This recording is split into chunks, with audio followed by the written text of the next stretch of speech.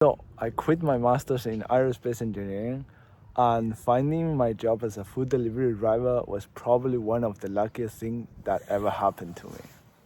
The first thing people usually ask about is probably salary. Why would you give up on such a good paying job to deliver food? But if you actually look into it, engineers don't even start with that high of a salary. The entry-level jobs pays around 30 to 35,000 before taxes, at least here in Europe, and that's even assuming that they don't require you to do some weird internship before that. You might be able to find higher salaries in bigger cities, but your cost of living will be also higher. So even though you can show off a little bit more, you don't actually end up saving much more. Now, my food delivery job has the minimum hourly salary here in Germany, which is 12.82. But you get bonuses per order you make, per kilometer you drive in the hour, and tips, which are not taxed. When you add everything up, you pretty much get 20 euros per hour, which is the equivalent of 3,700 per month, or a yearly salary of 44,000 euros before taxes, which is still below the average salary in Germany, but slightly above the median, as the average is usually stretched by the top earners. But you will say, in engineering you can get promotions and your salary increases with your years of experience, especially in the first years. You can get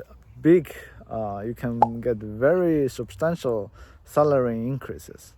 And over the long run, you will definitely out-earn a flat earning job like delivering food. In fact, I will even work the first year for free to be able to out-earn you in the future, which was the argument of my Chinese family.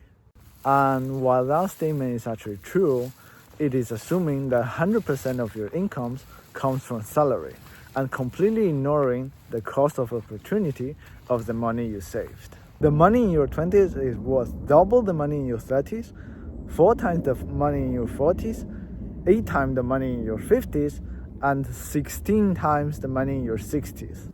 And I don't mean because you can do more things in your 20s, but literally. If you invest your money, the average market return over the past 100 years have been 7%, meaning that every 10 years, your money doubles up. And for those who still think that investing is too risky, I will soon upload another video, and if that won't convince you, probably nothing will, so I won't try to convince you again. So before we continue, if you find this kind of content interesting, it will mean the world to me if you hit the like button. It's totally free and it helps a ton.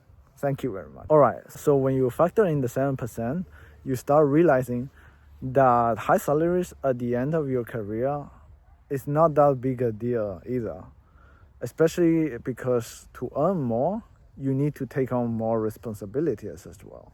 And the 20-year-old me wasn't even sure I had what it took to climb the corporate ladder, or even if I wanted to.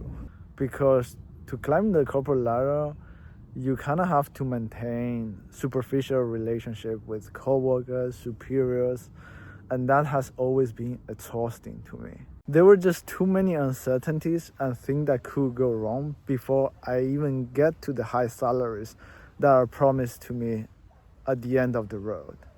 And the option of saving as much as possible right now and rely on the investment return of 7% just seemed more reliable and safe. If I was able to save 100,000 in the next 4 or 5 years by spending as little as possible, that would be at least 1.6 million by the time I retire, even if I don't invest a single more cent and live paycheck to paycheck the rest of my life. And that's not even an optimistic assumption, because markets have been growing at a rate of 10 to 11% in the last few decades, which kind of make them a little bit scarier as well. But yeah, I really doubt any engineering job could outdo that, at least for me. And honestly, since I started working here, it has just been so less stressful. I had no boss supervising me, nothing to worry after work, and just could feel the nature all time. It was just so different from what I used to in university and internship. But maybe it was just me because I always liked bike riding. But working here also allowed me to save on commute. You always start your shift at home by clicking a button on your phone and you go out when you get an order. I sometimes even stay for hours at home before getting any orders, before getting my first order and getting paid. I also save on food as I was always close to home and could come back to cook.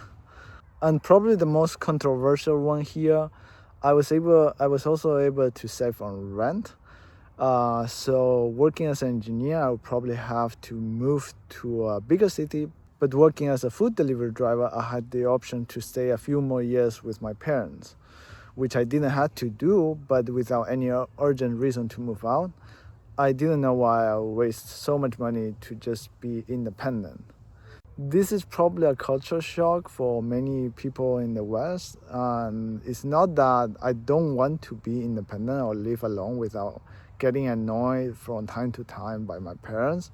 It's just much worth it for me to spend that money on other things. But I would understand in some cases you will need a place if you need to bring people often or family situations. I was really lucky with my parents as well. Although we argue a lot about my decisions and they didn't really understood everything, they still let me to do it on my way. But yeah, other good thing of the job was the flexible schedule, and that you can also exercise while working. That's also a plus, and that you can take open shifts, meaning that you can work more than 40 hours a week if the company needs a few more workers on that week. And as you get paid per hour work and don't have a fixed amount per month, you can earn up to more than 5,000 euro per month, which is one of my friend's record. That's like 3,100 euros after taxes, which is much for a 20-year-old with no studies. Overall, I think it's a really good job, especially if you're shy, as you don't have to interact much with people. You also get 28 days of paid holidays, but they only count 5 hours per day. So it's pretty much the same as the normal 20 days paid holidays in Germany. Finally, the disadvantages. If you don't like working in the rain, then it's probably not for you, because even though you can take a break when there's heavy rain, you probably have to work in the rain eventually. Also, you get paid per hour, so no other holidays than the 28 days you get. You have to work on weekends and national holidays. With all this, I'm not encouraging anyone to work as a delivery driver. In fact, I heard that my company is currently being bought by another company, so maybe the conditions in the future won't even be as I described. My goal here was just to show people that there are more ways in life, and we should always be open-minded to different solutions, especially in this changing society we're living in. It is not financial advice, but just an example to show everyone to not discard options just because it's not what everyone else is doing. And the different perspective of the things you should consider to navigate this new environment we are living in. Anyways, hope you guys found this interesting. Please like and subscribe, and see you guys next time. Bye bye.